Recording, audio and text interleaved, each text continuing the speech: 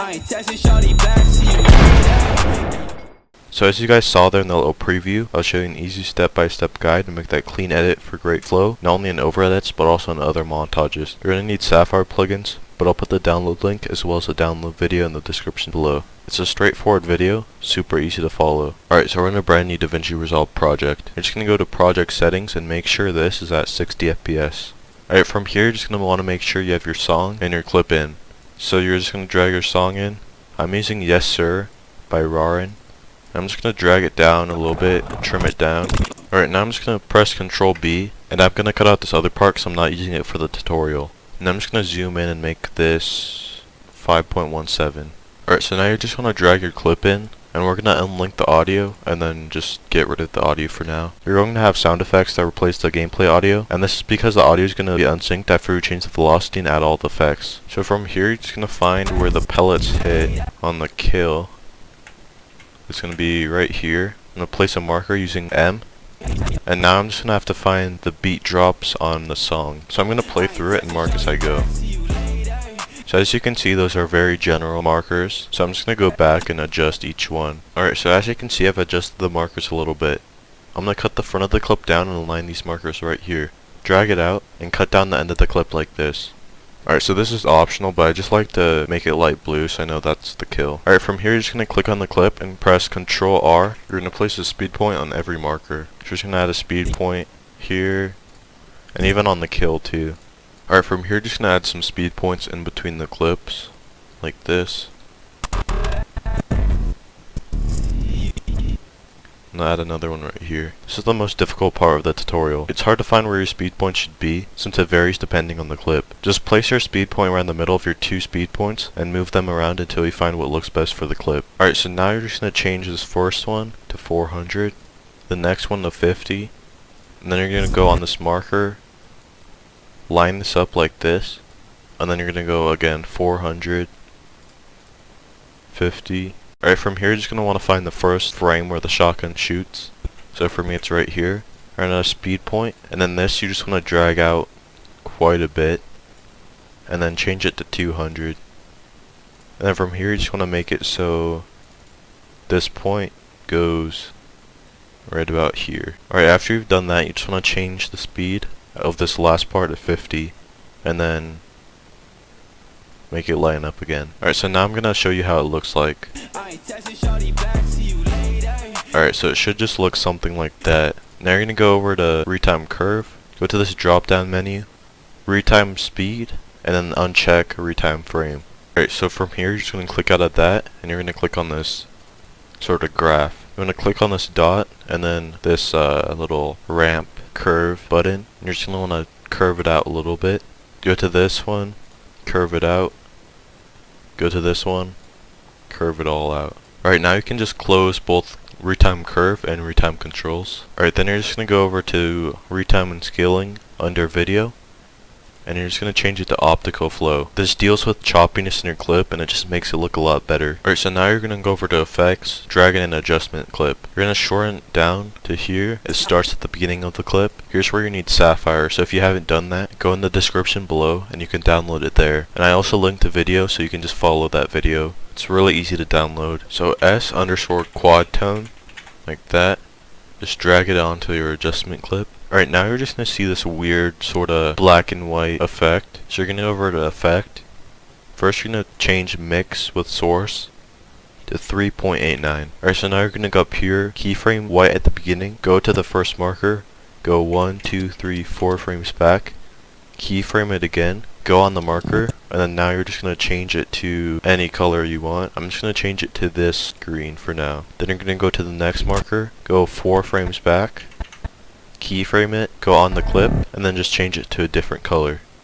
I'll go with red. Alright, so now we're going to add screen pumps or camera shakes to our beat drops. So you're going to go over to Effects, get an adjustment clip, and just make it 5 long. 1, 2, 3, 4, 5. Cut it here. Then you're going to go over to Open Effects. You're going to look up camera shake, if I could type, and then just drag it on there. Alright, so now you're going to go over to the Effects, Speed scale all the way up, motion blur all the way up, pan amplitude is going to be 0.007, tilt amplitude is 1, rotational amplitude is 0, and then you're going to go all the way down. Zoom to crop, you're going to change that to 0.169. Alright, so now you're going to go all the way to the bottom, and you're going to change zoom to crop to 1.69. Alright, so I'm just going to copy this once, paste it, and then put it on top of the beat drops. Alright, so now we're going to look up S underscore, I don't know how to say this, I think it's Vignay, I don't know, don't roast me please. Now we're going to go over here. Alright, so now we're going to change the radius to 2, keyframe it, go 30 frames in, and then change it to 1.22. Now you're going to go to effects, adjustment clip, and then just add it in after this last beat drop, and then make it end right before the kill. So now you're going to add in S underscore shake right here. I'm actually going to load up a preset, so I'll see you guys soon. Alright, so I loaded in the preset. Here are the settings, just copy them down for now. The X, Y, and you can pause at any moment to just copy these down. Alright, so you're going to keyframe the amplitude at 0, and then you're going to go to the end of the adjustment clip and make it 0.3. Alright, so now we've pretty much made the build up. Now we gotta make the impact. So you're going to go to effects, adjustment clip, shorten it down at the end of the kill, or end of the clip, go to open effects, S underscore shake, add that in, and then I'm going to load in another preset. Alright, so again you're just going to copy down these settings. You can just pause the video at any moment. Alright, so you're going to keyframe the amplitude at 1, go 10 frames to the right, and then keyframe it at 0. Drag in another shake. Alright, so just copy these settings down.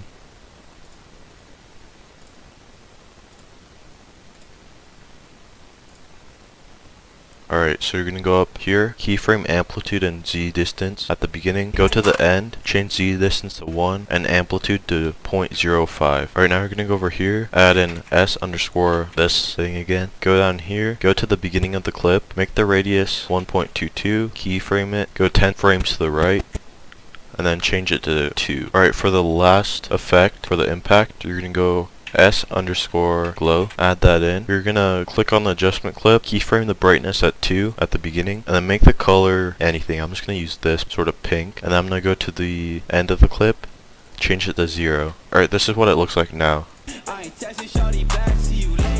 Alright, so now we just need some sound effects, and we're done with all the video effects. Alright, now I'm going to show you guys how to do the sound effects, and all of these sound effects will be linked in the description below, so you can just download them pretty easy. Alright, so I'm just going to add a marker right here, and then align it with a kill. And you can shorten this down if you want. Now you're going to add in this Overedit buildup, and you're just going to want to mark it 5 frames before it ends. 1, 2, 3, 4, 5, mark it there, and then line it up with this kill. And you can shorten this down if you need to, just like that. And actually, you're going to want to bring this volume up to 5.17. Alright, now you're just going to add in the swoosh sound effect. What I like to do is cut off 6 frames from the beginning, and then go in 12 frames, and then mark it, and then go 23 more frames.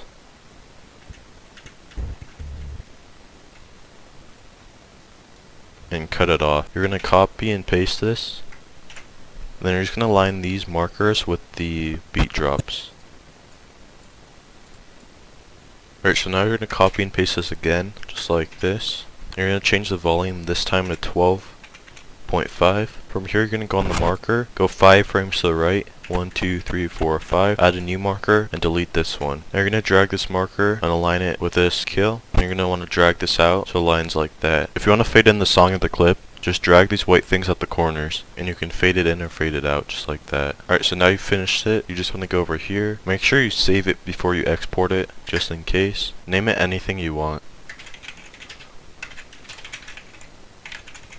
And then just find a location. And I just want to change this to MP4 and render it out, and then you can just see the final product. That's the end of the video. I hope you enjoyed this different style of content. Tell me your thoughts on it in the comments below, but otherwise have a good rest of your day or good night.